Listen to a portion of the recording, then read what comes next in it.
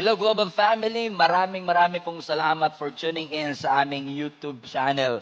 I believe na ang YouTube channel na ito ay nagsisilbing malaking pagpapala po sa inyong buhay as we continue to share the Word of God sa bawat isa sa atin. Right now, we are going to witness a message which I believe is going to transform your life. Naniniwala po kasi ako na ang salita ng Panginoon is not just informational but transformational. So fasten your seatbelt. Ihanda nyo na po ang inyong mga sarili.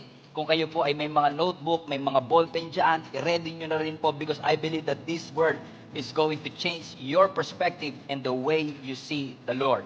So right now, we are going to watch this message and I hope that God is going to bless you. For those who are joining us online, please share this experience as well to as many people as possible. James chapter 1, verses 2 to 4. Dear brothers and sisters, when troubles of any kind come your way, I love that, na hindi kinategorize ng Panginoon na yung madadaling problema lang. Kundi sabi niya, anumang trouble na inyong pagdadaanan, consider it an opportunity for great joy. Why? For you know that when your faith is tested, your endurance has a chance to grow. So kung ang faith mo, ang endurance mo lumalago, kapag may pagsubok ang pinagdadaanan, next verse, let it grow. For when your endurance is fully developed, you will be perfect and complete, needing nothing. I want to call this message Pain and Purpose. We are going to talk about pain and purpose. Sabihin nyo nga po sa inyong katabi na mukhang nasaktan, lahat ng sakit na naranasan mo, may purpose ang Panginoon. Tignan nyo nga po yung katabi nyo mukhang duguan at sabihin mo sa kanya, lahat ng pinagdaanan mo, may rason ang ating Panginoon. Father, as we study your word, as we dissect the word that you have revealed to me, ang aking dalangin, Panginoon, that you will be able to speak to my heart and through my mouth. Allow me to speak with clarity and authority so that the word, Lord God, will be transformational in our life. We honor you and we glorify you. In Jesus' name we pray. Everybody shout amen. The moment that you give your life to the Lord, nagiging target ka ng kaaway. Let me repeat. The moment na magdesisyon kang sumunod sa Panginoon, ikaw ay nagiging target ng kaaway. Kaya mapapansin nyo, nung nag-decide kang sumunod kay Lord, parang lumalabas na parang mas naging mahirap yung journey mo para mapalapit sa Panginoon. Kasi nung hindi ka pa nagkukumit ng iyong sarili, parang walang resistance, parang walang kumukontra sa iyo. But the moment na sinabi mo, from this day forward, ibibigay ko ang buhay ko sa ating Panginoon, napansin niyo ho ba na parang pahirap ng pahirap kasi nagiging target ka ng kaaway. Kaya nga sabi rin ng scripture, do not surprise when you encounter trouble. In essence, ang sinasabi, pag walang trouble sa buhay mo, mas dun ka masurpresa. Kasi pag walang resistance, ibig sabihin, kakampi mo yung dyablo. Amen. Kasi kung the moment na ikaw ay nagbibigay at nag-aalay ng buhay mo sa Panginoon, mag-expect ka talaga na may mga trouble na darating sa iyong buhay. Totoo ba mga kapatid? A few weeks ago when I preached also in this pulpit, mga kapatid, I have reminded you that following Jesus includes blessing. Following Jesus includes miracle. Following Jesus includes breakthrough, but following Jesus also includes pain and suffering. Pag sumunod ka kay Kristo, hindi tayo na-exempt sa mga sakit at mga suffering na ating pinagdadaanan. Kung kaya't patuloy din tayong pinapaalalahanan ng salita ng Panginoon na kahit masakit, kahit mahirap, you have to keep moving forward, you have to keep serving the Lord, you have to keep on praying, you have to keep on moving. Bakit? Kasi merong magandang destiny na ibinigay at inihanda ang Panginoon sa atin. magpapatuloy, padayon kahit na hindi madali ang buhay. We will continue and never surrender in spite of the loss, in spite of the criticism, in spite of the challenges and troubles that we face. Hinding-hindi tayo susuko. We have to display an overcomer attitude katulad ni David na kahit may Goliath sa ating harapan, hindi tayo nagpapatinag. Kasi alam natin na sa kabila ng matinding pagsubok na aking pinagdadaanan, yung pangako ng Diyos ay aking mararanasan. Napansin niyo ba mga kapatid na especially nung naging Kristiyano ka, nagdo-double time si Satan para i-discourage ka. At ikaw naman nagpa-discourage ka. Ikaw naman, sumuko ka na. At sinabi mo, hihinto na ako, hindi na ako magpapatuloy kasi ano pang sense, what's the point of serving the Lord kung hindi naman pala magiging madali at easy ang aking buhay? At gagawin ni Satan ang lahat. I always say this to you, kung hindi ka niya masusuntok at mapapatulog sa isang suntok, gagawin ni Satan ang lahat para pagurin ka, para ikaw na mismo ang sumuko. Ikaw na mismo ang magdesisyon na huminto at sumuko sa iyong buhay. Pero hindi ba kayo nagtataka kung bakit parang desperado si Satan na pabagsakin ka at i-discourage ka? Alam mo, the more na nagiging desperado si Satan na i-discourage ka, mas lalo kang magtaka. Bakit? Ano kaya ang nakikita ni Satan sa future mo na pinipigilan kanyang magpatuloy? Kasi minsan hindi natin makita yung future, hindi natin makita yung magandang kinabukasan, we don't see the light in the other side of the tunnel, kaya minsan madali sa ating sumuko. Pero maaaring may nakikita si Satanas sa future natin, may nakikita siyang potensyal na meron sa buhay mo at may nakikita siyang potensyal sa puso mo na sinasabi ni Satan, kailangan pigilan natin tong si Ruben kasi pag hindi ito huminto, magagamit na ng Panginoon to advance God's kingdom. Kaya huwag kang magtataka kung may mga pagsubok na darating sa buhay mo at i-discourage ka ni Satanas kasi meron marahil siyang nakikita na hindi mo nakikita. Even our Lord Jesus Christ have endured sufferings and pain. Do you remember in Luke chapter 22 kung saan ang ating Panginoong Yesus ay nasa Garden of Gethsemane before He was arrested? By the way, anytime gusto nyo mag-amen o mag-nod, amen lang kayo anytime. Libre po yan, walang bayad.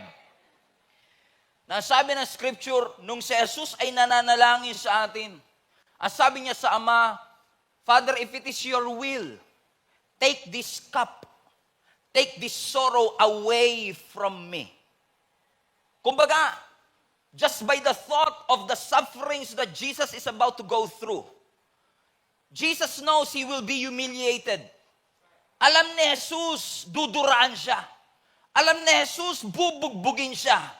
At yung thought pa lang ng pagdadaanan niya, sabi niya, Lord, the Father, please take this cup away from me. Take this sorrow away from me. But nevertheless, ang sabi niya, not my will, but yours be done. Sumuko po ba ang ating Panginoong Yesus? No.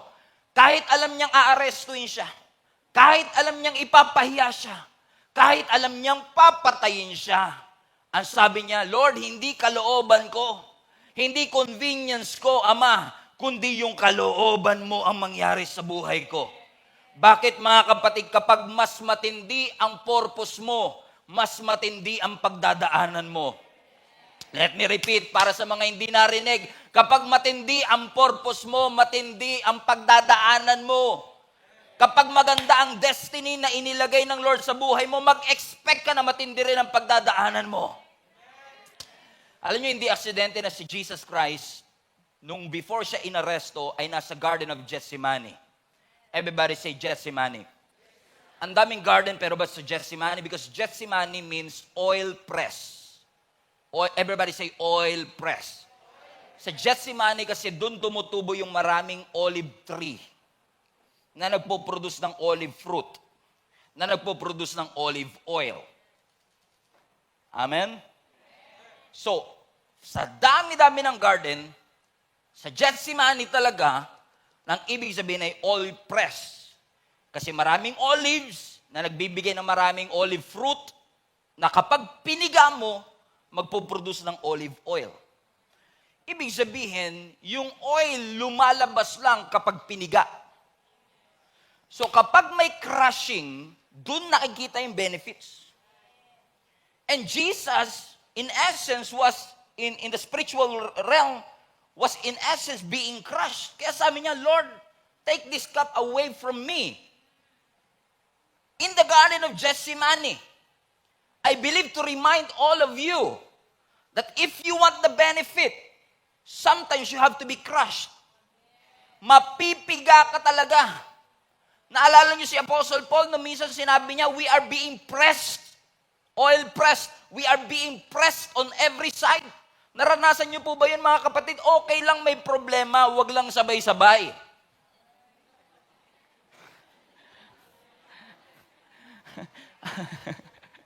Alam niyo, mga kapatid, kung may sekretary lang sana, may sekretary ka lang, sasabihin mo, Lord, yung mga problema, magpa-appointment naman. Yung wag naman sabay-sabay. Pero ang realidad ng buhay, mga kapatid, hindi mo maikakalendaryo ang problema. Minsan bigla kang dadalawin yan ng walang sabi-sabi. At minsan, kung kailan ka problemado, dun sila nagsasabay-sabay. Kaya ang sabi ni Apostle Paul, hallelujah. Kaya nga sabi ni Apostle Paul, sabi niya, Lord, sabi niya sa mga Corinthians, we are being pressed on every side. Ibig sabihin, kahit saan ako tumingin, may pressure. Pero kapag may pressure, may effect yan. Kapag may crushing, dun lumalabas yung anointing. Kailangan minsan i-crush, kailangan minsan i-press para makita yung benefit. In fact, yung musical instrument tumutunog pag prines. Yung ilaw bumubukas kapag prines. Kapag may pressure, may effect. Hallelujah. Hindi kaya hindi effective ang buhay mo kasi iniiwasan mo yung pressure? Kasi kung may choice naman, ba't kailangan kong pagdaanan? Ayoko niyan, pastor. Ang hirap kayong masaktan. Iiyak ka, wala kang luha, sisigaw ka, wala kang boses. Pag tinatanong ka, kamusta ka na, okay naman ako. I'm strong. Pero kung gusto mo ng effect, minsan talaga may pressure. Kung gusto mo ng tunog, kailangan i-press. Minsan may pressure. Para lumabas yung anointing, kailangan may crushing. So, ibig sabihin, every time you're being crushed, deliverance is flowing. Every time you're being crushed, something happens in your life. Kaya imbis na iwasan siya, ang tinuturo ng Panginoon sa atin sa simbahang ito, imbis na ipanalangin natin, Lord, iiwas mo lahat ng pagsubok. Sabihin mo na lang, Lord, kung dadaan yung pagsubok, palakasin mo na lang ako. Bakit? Hindi aksidente na inaatake ka ni Satanas. Intentional siyang ikaw talaga atakihin. Hindi niya inaatake yung kakampi niya. So Satan is not attacking you by surprise. He is literally and intentionally coming against you and putting pressures on your life. Na minsan ikaw, sabi mo, Lord, ayoko ng pressure sa buhay. But sometimes, in order for you to grow, kailangan talaga may pressure. Nga lang, minsan talaga sabay-sabay. May pressure sa bahay, may pressure sa trabaho. Yan bang, pagod na pagod ka sa trabaho, pag uwi mo ng bahay, gusto mo, relax. Hindi ka pa nakakapasok sa pinto. Ramdam mo na kagad ang pressure. Sabi mo sa katabi mo, parang ikaw topic ni Pastor. Tag niyo yung kasama na sa Facebook, parang ikaw yung topic ni Pastor. Pastor, bakit mga kapatid? Because Satan is intentionally coming against you and putting pressure on your life. Why? Because Satan wants to crush you. Kaya sabi ni Apostle Paul, we thank the Lord for we are being pressed but not crushed. Piniga tayo pero hindi tayo nadurog. Bumagsak tayo pero hindi tayo nawasak. Lumubog tayo pero hindi tayo nalunod. Yan ang gustong i-develop ng Panginoon sa atin. Kaya paulit-ulit sinasabi ng Lord sa atin, magpakatatag kayo. Kasi there will be shakings in your life.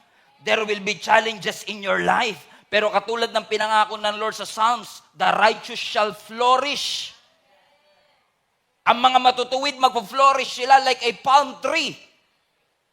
Mag-harvest sila sa gitna ng tagutom. May exemption. Ang mga anak ng Panginoon. Hindi tayo exempted sa problema. Pero may special favor ang Panginoon sa atin sa gitna ng mga pagsubok ng ating buhay. Amen. Parang pag nag-amen yung katabi mo, parang wala siyang problema, no? Amen? At hindi ko po ito sinasabi sa inyo na parang larta lang na walang laman. Kasi kami ni Jenny mismo, kilala nyo naman si Ate Jenny nyo. Yung asawa ko ng 10 years, ang pinakamagandang babae sa balat ng lupa. Alam nyo naman yan, di ba? Na bagay lang sa pinakagwapo. Joke. Joke lang. Pag tinitignan nyo yung asawa ko, si Jenny, bet, tayo nga saglit lang. Okay, go.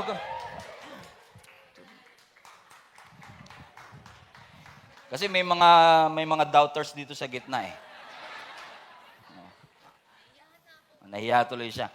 Pag titingnan niyo pa lang yung asawa ko, hindi mo kan dumaan sa pressure, di ba?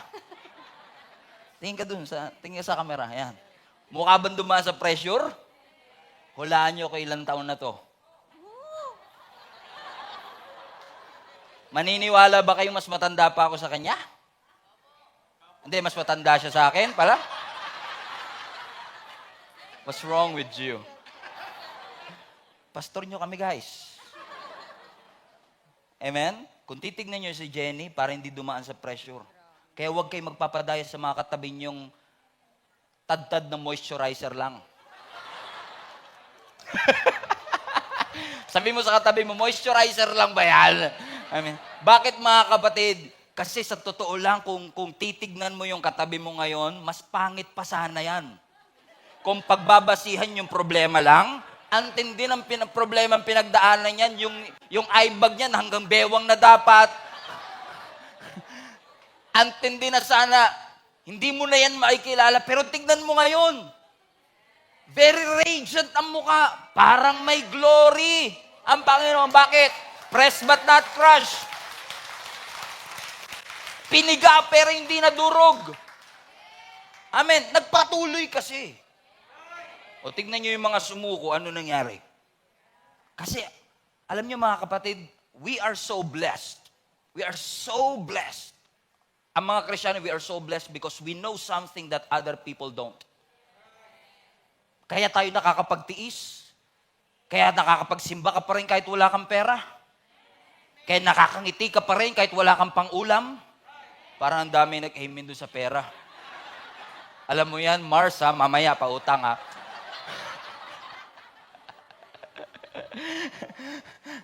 Bakit? We know something that other people don't.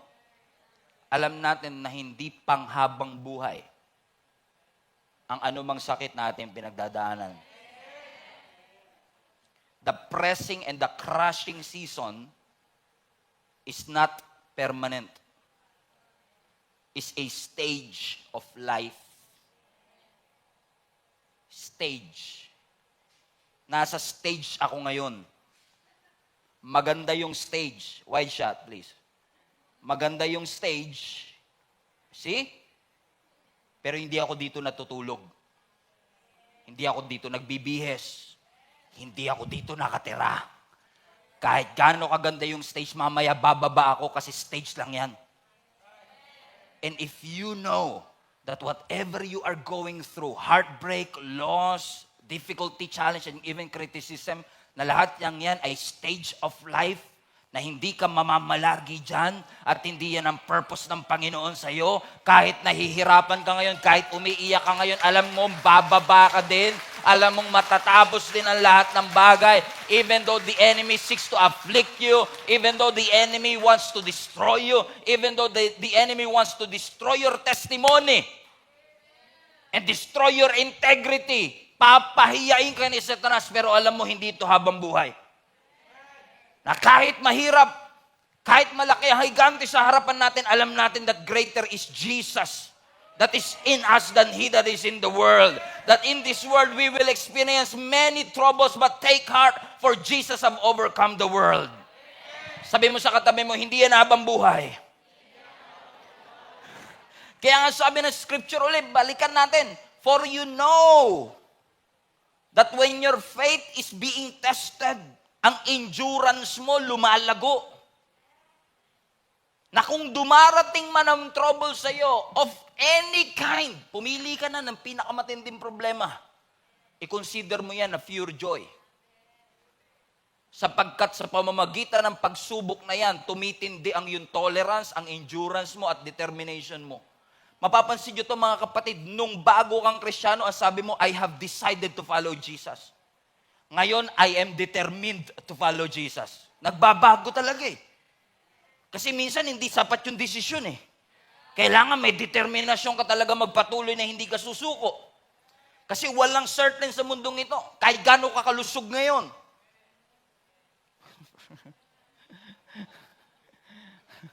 Napatingin eh. Hindi siya assurance. Kahit gaano karaming pera na meron ka sa bank account. Kahit gaano karami ang investment mo sa cryptocurrency. Alam niyo yung bagong balita dyan ngayon. Bagsak. Kahit na gaano katindi ang iyong career, ang iyong education. Kahit na late ka na sa iyong sariling kalendaryo at agenda. May plano ang Panginoon. Ulitin ko ulit, may plano ang Panginoon.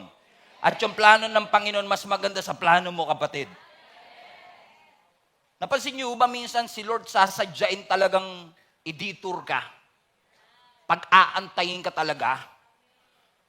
Amen? Hindi dahil brutal ang Diyos. Hindi dahil cruel ang Panginoon. Katulad ng mga Israelites, nung sila'y lumabas sa Egypt, inintensyon ng Lord na hindi sila padaanin sa shortcut. Although may shortcut. Kasi hindi lahat ng short route, right route. Alright? So God intentionally brought them into a longer route. Alam mo kung bakit? Kasi dun sa short route, maraming kalaban. They have been a slave for 400 years. They don't know how to fight. Wala silang coach, wala silang training. It is a disaster kung papadaanin sila ng Lord sa short route. Kaya na wag mong pagdududahan ng Panginoon at wag na wag kang bibitaw sa Panginoon porket dinelay ka ng Diyos. Kasi alam ng Diyos na kapag shortcut niya yan, mapapahama ka lang. Na minsan may mga sarili tayong plano sa buhay natin na I was supposed to be an accomplished entrepreneur. I was supposed to be married by now. I was supposed to have millions in bank account right now. Ang dami natin mga supposed. I was supposed to have this. I was supposed to be enjoying the fruits of my labor. I should be in the promised land. And to your surprise, nasan ka? Wilderness. Pero hindi ibig sabihin, walang malasakit at pakialam ang Panginoon sa'yo. Ibig lang sabihin yan, may nakikita ang Diyos sa future mo na hindi mo nakikita. Because the Lord, sometimes kapag nanalangin ka, Lord, kailangan pa ba talaga to? Kailangan ba paabuti pa 35? Alam mo, Lord, nung high school ako, daming nanliligaw sa akin. Crush ng bayan, me. Lord, ngayon naman. Parang iniiwasan ako ng bayan. Katulad ng mga Israelites, no? Nasa wilderness sila. Watch this. They were delayed for decades. Kung wala silang tiwala sa Panginoon, nagkalas-kalas na sila eh. Salamat sa leadership, salamat sa pangako ng Panginoon, at salamat may plano ang Panginoon sa kanila. Kaya kapag na-delayed ka, kapatid, halimbawa kung, lalo ngayon, no, especially, naalala ko, more than a week ago, papunta kaming Bacolod, ang supposedly flight namin ay 7, na-move kami ng 9 because of the unforeseen circumstances. Ang sabi ko lang kay Jenny, okay lang yan. Kasi kung sinadya ng Lord na i-delay tayo, malamang may layunin ng Panginoon kung bakit. Kung ganun ang mindset mo, hindi ka magagalit eh. Di ba? Kailangan lang i-train mo yung isip mo. Kung na-delayed ka, kung hindi siya dumating sa panahon na inaakala mo, sa panahon na ipinapanalangin mo, Lord, sigurado may plano ka. Because delay is not denial. Hindi porket dinelay ka ng Panginoon, hindi niya na magagamit at hindi niya na ibibigay sa iyo yun. You just have to trust the Lord. na kung may mga delay na dulot ng trials, kasi ang trials inevitable, FYI lang, hindi mo maiiwasan. Amen. Amen. Ang mga difficult moments, hindi mo maiiwasan. And life can be brutal sometimes. But it doesn't mean na kinalimutan ka na ng Panginoon. Look at this verse in 2 Corinthians chapter 4, verse 1. Just to put this in context, ang mga disciples at that point is in constant pressure. Life and death situation. Sabi ni Apostle Paul, 2 Corinthians 4, since God has so generously let us in on what He is doing, salamat sa Lord, inalaw niya tayong gawin ang pinapagawa ng Panginoon, we're not about to throw up our hands. Hindi tayo susuko. And walk off the job. Hindi tayo basta hihinto na lang at tatakas just because we run into or occasional hard times. Look at this mindset. Look at this mindset. Ang sinasabi ni Apostle po, alam ko may hirap tayong nararanasan, alam ko may mga pagsubok tayong nararanasan, alam ko may mga taong hindi agree sa atin at gumagawa ng kwento patungkol sa atin kasi gusto nila tayong patayin. In fact, sa mga early church, meron pang mga taong kaaway ni Apostle Paul na nagko-commit hanggat hindi namamatay si Apostle Paul, hindi kami kakain. Ganun sila katindi, ka-determined na papatay si Apostle Paul. Pero ano sabi ni Apostle Paul? Huwag kayong susuko porket dumaraan tayo sa occasional hard times.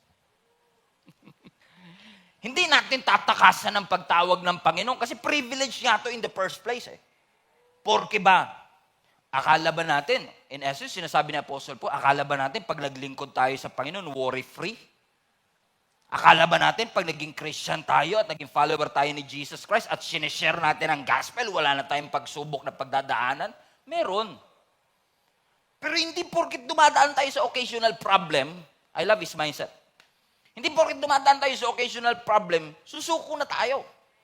Kasi si Paul din naman na nagsabi nung text na binasa natin, kapag may trouble, opportunity nga yan eh. For great joy and growth. Grabe yun, pastor. Consider it pure joy when you experience these trials. May cancer ka. Lord, thank you. I consider it pure joy. Will you do that? No, we can't seem to understand. Pero yung tinuturo sa atin ng ating Panginoon ngayon, even though you are experiencing problems and trial, consider it pure joy. Kasi kung gusto ka talagang gawin ng Lord na fireproof, talagang idadaan ka niya sa apoy. And that is inevitable. Masasaktan ka talaga. And to be honest with you, I used to believe na lahat ng tao ayaw ng pain. Ayaw nyo ba ng pain? Come on, somebody. Ayaw nyo po ba ng pain? Mahal nyo pa rin naman ako, di ba? Pero sasabihin ko sa inyo ang totoo, hindi kayo nagsasabi ng totoo. Hindi lahat ng tao ayaw ng pain. Gusto mo ng pain. Basta may purpose. Ang ayaw natin yung pain na walang purpose. Halimbawa, natutulog ka isang araw. Tulog na tulog ka, humihili ka, may tululaway pa. Bigla kang sinampal ng katabi mo. Bigla kang sinampal ng kapatid mo at nagising ka. Ano ang unang sasabihin mo? Bakit? Di ba? Kasi pag nasasaktan tayo, ang unang tanong natin, bakit? What's the point? Hinahanapan natin dahilan. Ba't mo ko sinaktan? Because sometimes kapag nasasaktan tayo, ang unang tanong kaagad natin, why? Tama. At yung sagot niya dun sa why mo, ang magdidetermine kung magagalit ka ba o hindi.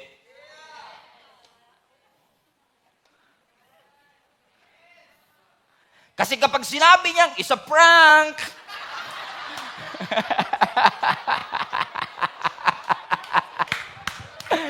o sige, it's a prank pala, next time, lagari kita dyan eh. Bakit mga kapatid? It depends on the reason why you did it. Tama mga kapatid? Bakit yung mga nanganganak, nasasaktan din naman sila? Amen? Pero nagbubuntis pa rin. Nakalabindalawa pa nga eh. Bakit? Alam nilang masasaktan sila sa 9th month. Pero dahil may rason yung sakit, kayang tiisin. Sabi mo sa katabi mo, kaya pala nagtitiis ka, martir ka na nga eh. Kasi it's one thing to say, I am in pain. It's another thing to say, I am in pain for a reason. May rason to kung bakit ko pinagdadaanan. Katulad ng mga nanay, pinapabakunahan niyo po ba ang inyong mga anak laban sa tigdas, laban sa kung ano-ano mga sakit? Yes. Pinapaliguan niyo pa po yung anak niyo bago pumunta sa doktor. Binibihisan bago pumunta sa doktor. Alam niyo naman, nasasaktan lang siya ng doktor. At iiyak siya pag in-injectionan siya. Tama? Ikaw pa nga nagpapatahan sa kanya, okay lang nak, okay lang nak. Alam mong masasaktan ka, alam mo masasaktan yung anak mo, pero bakit dinadala mo pa rin sa doktor? Because you know that that pain will produce something good. So may I question to you, again, I will ask you this question. Sino dito ayaw ng pain?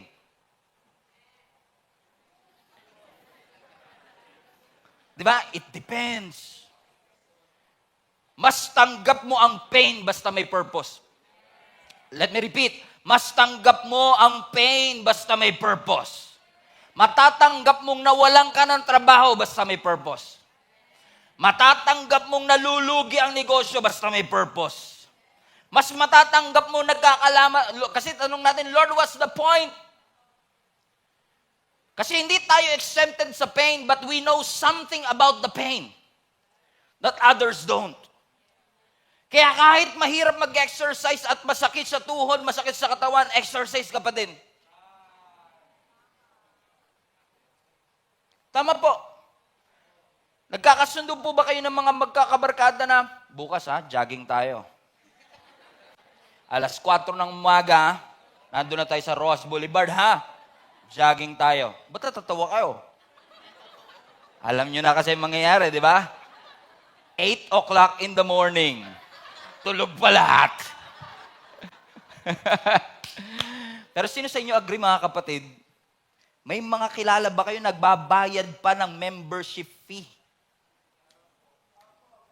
para pumunta sa gym? Alam naman nilang masasaktan sila doon. Yung ibang ang kasama, di ba may kasama ka nga sa bahay, ayaw sumama ng jogging, ano dahilan? Mapapagod lang ako doon. Papawisan lang ako. Magbabayad pa ako. Sasakit lang yung katawan ko kinabukasan. Pero bakit may nag-gym pa din? Di makarelate sa gym, no? Okay.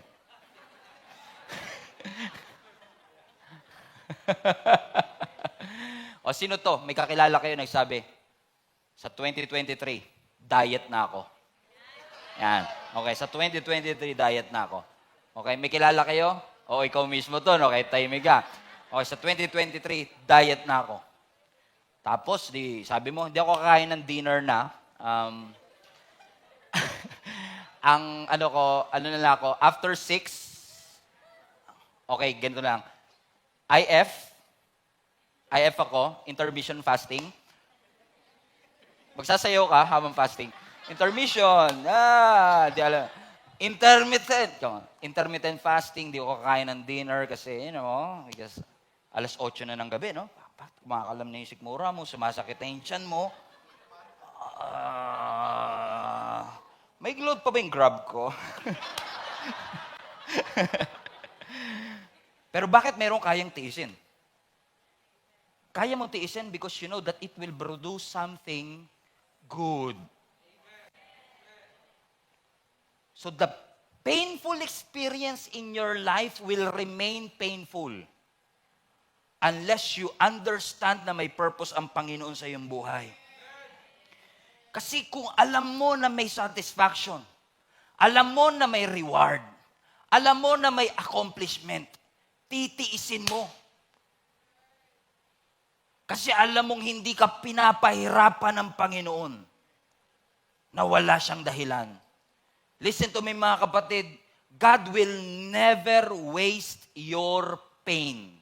He will never do that. Yung mga sakit na naranasan mo at dinaranas mo pa ngayon, hindi sasayangin niya ng Panginoon. Kaya wag na wag kang bibitaw at wag na wag po kayong susuko. Kasi may layunin ng Panginoon. In fact, Apostle Paul have said that again. 2 Corinthians chapter 4, verse 16. So, we're not giving up. Sabi mo nga sa katabi mo, we're not gonna give up. Nothing gonna stop us now. And if this world... So we're not giving up. Sabi na Apostle Paul, look at this. How could we? How could we give up? Even though on the outside, it often looks like things are falling apart on us. On the inside, where God is making a new life, not a day goes by without His unfolding grace. Next verse. These hard times are small potatoes compared to the coming good times. Message translation. The lavish celebration prepared for us. Whoa! Mga maliliit na patatas lang yan, ang sinasabi ni Apostle Paul. Lahat ng ating pinagdadaanan, kung ikukumpara mo sa destination natin, walang-wala yan. Tiisin mo, maganda yung view sa taas. Grabe makapag-encourage yung kasama mo, no? Hirap na ako, sakit na ng tuhod ko, sakit na ng katawan ko, maganda view sa taas.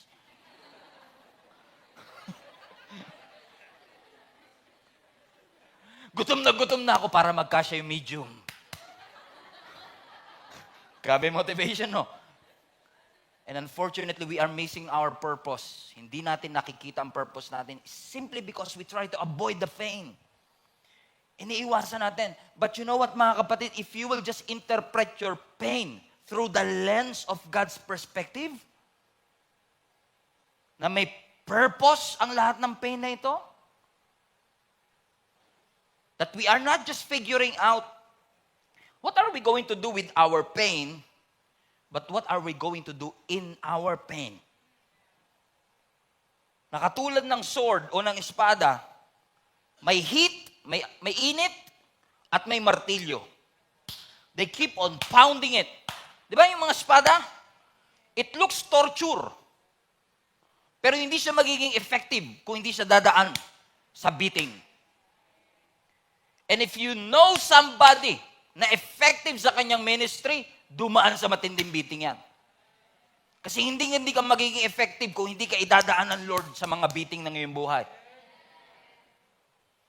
And I thank the Lord and I'm excited for you na kung hindi ka lang susuko, makikita mo yung fulfillment na lahat ng pangako ng Panginoon sa iyo. Nakakalungkot lang na lahat dadaan sa pain, lahat dadaan sa hirap, pero hindi lahat madidiscover yung purpose. Kaya natin ito tinuturo kasi I want you to discover and I want you to be reminded, may rason po ang Panginoon kung bakit inaalaw niya na dumaan ka sa pagkawalan ng pera, pagkalugi ng negosyo, pagkawalan ng trabaho, pagkakasakit ng mga anak, paghihirap ng buhay, because God wants you to be stronger than ever. Palakasin ka para sa next season ng iyong buhay. And I'm not trying to be the smartest people here. Kasi pwedeng sinasabi mo, anong karapatan mo magsalita dyan, preacher boy? Bata ka pa. Hindi mo alam yung hirap na pinagdaanan namin. Hindi mo alam ang realidad ng buhay. I'm not trying to be the smartest people in the room. Kasi lahat tayo is trying to reconcile in our minds the meaning of our suffering. So totoo lang, kahit gano'n kakatanda, yun yung nire-reflect mo, anong meaning nito, Lord? Anong purpose nito? Bata ka o matanda, pareho lang yun. We are trying to find meaning. Sinampal ka eh. Ang tanong mo, bakit? At kung inalaw ng Panginoon ng mga pagsubok sa iyong buhay, you need God to answer you. Lord, what's the meaning of this? What is the point of all of this? Bakit yung kaisa-isa kong anak kinuha mo pa? Bakit yung trabaho ko for 25 years na wala pa? Bakit yung mga magulang ko na source of our income at breadwinner, kinuha mo pa? And we cannot seem to understand why is God allowing all of these things. Mabait naman ako pa yung nagka-cancer. Ako naman yung laging nagsisimba, ako pa yung nahihirapan. Unfair to Lord. Because we're trying to find meaning to our suffering. But let me tell you again, for the second time, the painful experience will remain painful unless you discover may purpose ang Panginoon behind it. Kasi sa totoo lang, kahit kami mga pastor, kung yung preaching lang na alam niyo yun, kung ang hanap lang namin sa pagpipreach ay popularity, hindi namin ituturo yung bagay na nakakapagpasakit. And I often ask myself a question, ano nga ba ang criteria ng magandang preaching? Lagi tinatanungin, ano nga ba ang criteria ng magandang preaching? Kapag nakakatawa yung preacher? Kapag well-researched yung teacher? Kapag well-versed siya sa kanyang ginagawa? Well, maganda kapag yung preacher mo nagpapatawa. Na hindi naman comedian na. Papunta na tayo dyan in just a few moments. Okay na ang preacher ay well-researched. Maganda na ang preacher ay well-versed. Pero a great message, it's not about how funny the preacher is. If he is preaching the truth, that is a great message. But most of the time, truth hurts. Masakit ang katotohanan. Kasi, madalas, kaya masakit ang katotohanan kasi matagal ka na nagsisinungaling sa sarili mo. Kahit alam mo man naman, you're trying to convince yourself that you're doing a great job, that God is with you in all of that, and God is with you. But God will not tolerate you doing the wrong things because He wants better things in your life. That what He has started in your life, gusto ng Lord tapusin. Wag mo namang sukuan ngayon. Kasi si Lord nga may plano siya. Ang sabi niya sa atin, di ba? He who began a great work in you shall put it into completion. Gusto ng Lord matapos mo. Gusto ng Lord makarating ka sa finish line. Again, let me repeat. Hindi nakarating sa finish line, pero stressed out finished. Hindi survived finish. Hindi yung nakasurvive lang pero pagod. Kundi natapos mo at alam mong kasama mo ang Panginoon, meron kang joy at meron kang peace. In fact, hindi pinagpala yung dumaraan sa pagsubok. Ang pinagpala yung nagtitiis kahit may pagsubok. Bible verse, James 1:12. Blessed is the man who perseveres under trial.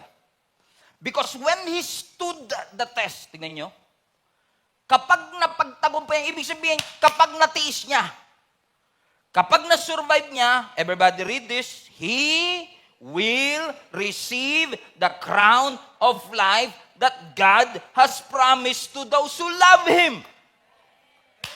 May pangako eh. May corona. So kahit nakabagsak ka ngayon, pwede ka pang tumayo. Si Fernando po Jr. nga, ilang beses bumagsak, nanalo pa eh. At lagi itong sinasabi ng tatay ko, yung bida, nagugulpi talaga sa simula. Pero kaya siya bida, tumatayo siya. Naalala niyo si Fernando po, nakadapa na yung ganyan, di ba? Wala, napatay na. Dati pa naman, nung panahon noon, pag namatay si Fernando po, may nagpapatayan din sa labas. Hindi nila matanggap na namatay si FPJ. Hindi ko alam kung naabutan niyo yung era na yon. Talagang mga tao, love na love si FPJ, hindi siya pwedeng mamatay sa pelikula. Kasi makakapatay din sila. Si FPJ, madalas siya yung Google Pin. Kilala niyo naman si FPJ, lagi naka-jacket niya kahit mainit eh. Pansin niyo ba? Naka-long sleeve, tapos pawis na pawis dito, di ba? Pawis na pawis, babagsak siyang ganun. Magkakaroon ng dramatic music. Kala mo, talo na siya eh. Tapos biglang magpa-flashback. Lahat ng mga anak niya, kung paano sila naghirap noon, mga pamilya nila. All of a sudden, pagkatapos ng flashback, biglang magigising si Fernando Poe Jr. na meron siyang panibagong lakas. Na sasabihin mo, isang suntok lang pala kay Patiquito Diaz, talo na siya, kanina pa siya nagugulpihan. Ganun lang pala kabilis. Bakit? Dahil may naalala siya, may ipinaalala sa kanya, nagkaroon siya ng panibagong lakas. Sometimes, kaya tayo sukong-suko, hindi natin maalala. Kailangan mo ng flashback na lahat ng bagay na tinulungan ka ng Panginoon, lahat ng sakit na pinagaling ng Panginoon, lahat ng mga pintuang binuksan ng Panginoon, mga panahong hindi ka na kayo makakain pero pinakain kayo ng Panginoon, mga panahong muntik na kayo maghiwalay pero kayo pa rin ngayon. And when you start to remember what everything has done in your life, and when you stood the test, sabi ng Scripture, you will receive the crown of life. Kumbaga lahat na against sa'yo, pero naipagpatuloy mo pa. Nakasurvive ka pa din. At huwag na huwag mong uhusgahan ang buhay mo base sa season na meron ka ngayon. And I will call the worship team right now to help me out in this. There is a story in the scripture, and I will close with this, Genesis 35. This is about the story of Jacob and Rachel. Love story nilang dalawa. Actually, kung hindi nyo pa nabasa yung love story ni Jacob, Rachel, yung love triangle nila ni Leah, yung love triangle na tatlo, I recommend you to read this. It's a beautiful story. Alam natin, mga kapatid, na si Jacob ay napang-asawa si Rachel at si Rachel ay nagkaroon ng anak. In spite na nung una siya ay baog. At ang kanyang napanganak, isa sa mga naging anak ni Jacob kay Rachel ay yung pinakabunso, si Benjamin. Pero there is something that happened nung pinapanganak si Benjamin that I want to show you because we are doing this a lot. Look at this. Ang sabi ng verse 16. Are you here? Leaving Bethel, Jacob and his clan moved towards Ephrath. But Rachel went into labor while they were still some distance away. Watch this. Her labor pains were intense. So nung pinapanganak niya yung kanyang bunsong anak, ang tindi nung kanyang nararamdamang sakit. Verse 17. After a very hard delivery, the midwife finally exclaimed, "Don't be afraid. You have another son." Verse 18. Rachel was about to die, but with her last breath, by the way, si Rachel namatay at this point. With her last breath, pinangalanan niya yung anak niya bago siya mamatay. Benoni! Nang ibig sabihin, son of sorrow. But the baby's father, however, called him Benjamin, which means son of the right hand. So, context. Nanganganak si Rachel, sobrang hirap ng kanyang pain. Ang naipangalan niya sa anak niya, Benoni. Nang ibig sabihin, anak sa hirap. Imagine niyo, mamamatay na lang siya, anak sa hirap! Yung pangalan mo. Pero buti nandun si Jacob. Vinito niya kagad, no. Hindi siya Benoni. Alam kong nahirapan ka, pero hindi mo siya pwedeng pangalan ng anak sa hirap. Kasi madalas tayo, pinapangalanan natin yung ating buhay at nagkukonclude tayo sa buhay natin based on our present circumstance. Hindi porket nahirapan ka sa isang season, hirap ang buhay. Kaya sabi niya, no, hindi Benoni. Ang pangalan mo sa kanya, Benjamin. Everybody say Benjamin. Ano ibig sabihin? Son of the right hand. Kasi si Rachel, pinangalanan niya yung kanyang anak in the season of her pain. In the season of her suffering. And sometimes people will name names on you based on your present circumstances. Na dahil bumagsak ka noon, ang tawag sa iyo bobo. Na dahil nahirapan kayo noon, ang tawag sa inyo mahirap. Na dahil may sakit kayo noon, ang tawag sa iyo mahirap. Pero do not allow anybody to name names on you based on your present circumstance. Hindi porket bumagsak ka, bobo ka na. Gawain ni Satan yan. The Satan will name you based on your struggle. Satan will name you based on your sin. Satan will name you based on the opinion of other people and based on your history. Pero hindi porket mahirap ang season na ito, magiging mahirap ka na forever. In fact, even Jesus, ang ibig sabihin, Savior. Nung ipinrenoffis na yung panganganak ni Jesus kay Mary, ang sabi niya, you would call him Jesus because he's going to save the world. Yeshua, Yesu, Joshua, pangalan mo sa kanya, Jesus. Because he's going to be the Savior of the world. Question, nung pinanganak si Jesus, dahil siya ang Savior of the world, ano yung na-expect nyo? Dapat may armor siya. Dapat may espada siya. Asan ang palasyo niya kung siya talaga ang King of Kings? Asan ang kanyang trono kung saan siya talaga ang King of Kings? Kung papangalanan lang si Jesus based on that season, hindi siya karapat-dapat tawaging Jesus. And I say that with all humility. But Jesus was named not based on his present condition or based on his history. Jesus was named based on his destiny. Hindi ko makita ngayon, pero alam kong this baby will be the Savior of the world. So I'm not naming him based on his history. I'm naming him based on his destiny. And sometimes you are always frustrated, madalas kang disappointed, madalas kang malungkot kasi tinawag ka nila ng iba't ibang mga pangalan based on what you are going through right now. But this is a good news for each and every one of us. Do not allow somebody to name you based on your present circumstances. Katulad ni Jacob, Israel, pwede mong i-veto yan. No! Hindi siya son of sorrow. Siya ay son of the right hand. Bakit? Mahirap ngayon, pero hindi ibig sabihin habang buhay yan.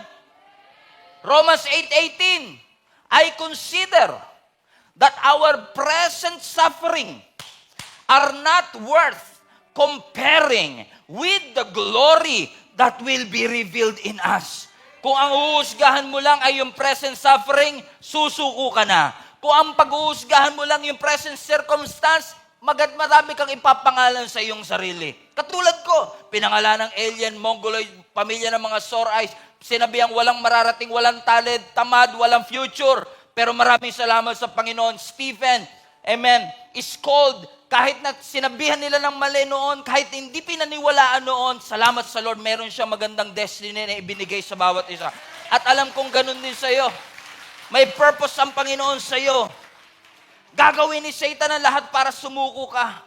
Gagawin ng lahat ni Satan para makrush ka. Gagawin ni Satan ang lahat to break you. Pero God allowed you to go through that. Listen to me. God allowed you to go through that not to break you, but to make you flexible. To make you flexible.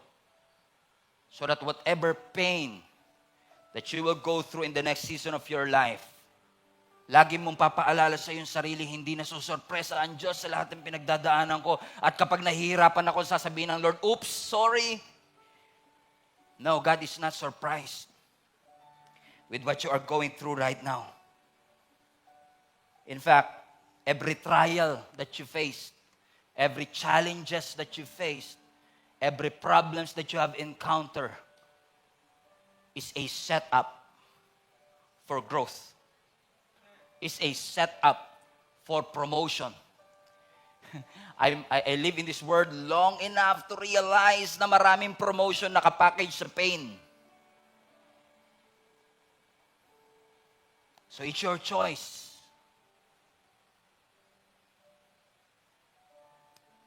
I believe with all my heart that pain will make you better, not bitter. Pain will bring you closer, not further away from the Lord. God will bring you higher, not lower. God will make you stronger, not weaker when you encounter various problems. Because God Himself said in His Word, weeping may endure for a night, but joy comes in the morning. The Lord is my light and my salvation. Whom shall I fear? The Lord is my shepherd, I shall not want. When I walk through the valley of the shadow of death, I should not be afraid, for God is with me. Blessings and mercy shall follow me all the days of my life, and I shall dwell in the house of the Lord forever. The Lord is my refuge and my strength, the very present help in times of trouble. So friends and family, I don't know about you, I love our worship team, I love our worship leaders, but to be honest with you, I don't need a worship leader to encourage me to thank the Lord. Sa totoo lang, because just thinking about the great things that God has done in my life, kahit walang worship leader, I'm gonna thank God for everything that He has done. Hindi ko kailangan ng bagong kotse para magpasalamat sa Panginoon. Hindi ko kailangan ng magarang bahay para magpasalamat sa Panginoon. Hindi ko kailangan ng milyon sa bank account para magpasalamat sa Panginoon, because even the breath that I breathe is already a blessing that comes from the Lord. And He is a good God. He is amazing. So Lord, maraming salamat for you are not wasting our pain. Na may rason ang Lord sa lahat ng bagay na iyong pinagdadaanan. So anumang bagay na pinagdaanan mo in the past, don't ever think that your best days are behind you. Because the best days of your life are always in front of you. God is always there, preparing something good in advance for you.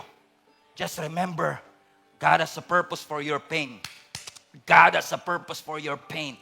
God has a purpose for your pain. God has a purpose for your pain. God has a purpose for your pain.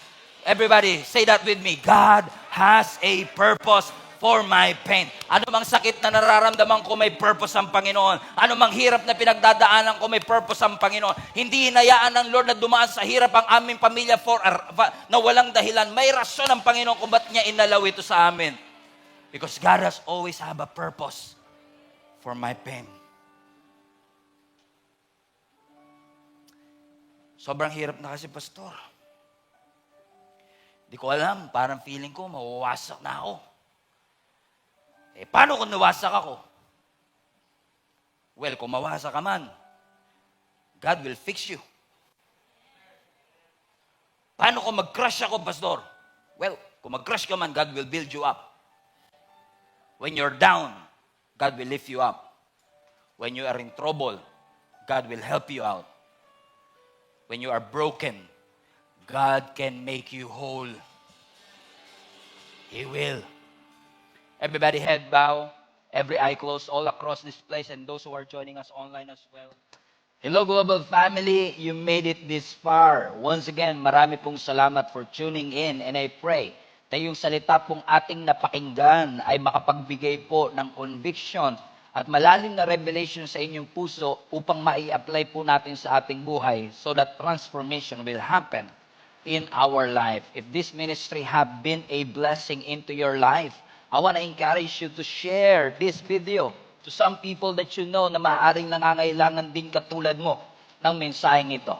In fact, I want to take it a little bit further, mga kapatid, and invite you to partner with us. If this video, if this ministry have been a blessing to you, I know in the future, it will be a blessing to somebody else as well. That's why if you want to partner with us financially, para maipagpatuloy po natin ang ginagawa ng Panginoon through Gia Kamanaba, inihikayat ko po kayo to partner with us. Pumunta lang po kayo sa aming website, gia7d.com/give. At lahat po ng mga ways that you can support, ways that you could give, para po sa ministering ito, ay makikita po ninyo doon. You can give through GCash, debit card, credit card, bank remittances, at maging mga bank transfer. So, ano pang inaantay ninyo? Support the ministry, mga kapatid, para mas marami pa tayong maabot at mapuno po talaga natin ang langit. In fact, I want to take this opportunity as well. If you have been watching the video for quite some time, wala po kayong church na kinakabilangan, and you want to deepen your relationship with the Lord, I want to encourage you to join our link-up groups. Ginagawa po namin yan in person or online. If this is impossible para po sa inyo na makapunta dito sa amin physically or in person, we have an online link-up group na ginagawa po namin sa iba't ibang dako ng mundo. If you want to be part of the link-up groups, ito po ay small groups na aming ginagawa kung saan ang bawat isa sa atin ay nagpapalakasan para ihatid tayo sa spiritual growth.